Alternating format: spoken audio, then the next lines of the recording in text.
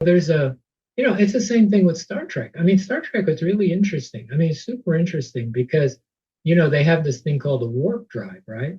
Mm. So it turns out that there's this a physicist in South America, Miguel Alcubierre, who basically is a big Star Trek fan. And there are a lot of people who, the person who discovered CRISPR at Berkeley, the woman who discovered CRISPR at Berkeley, was a big Star Trek fan. So Star Trek actually inspired a lot of people. So this whole warp drive thing, Miguel Alcubierre, actually, he was an expert in general relativity.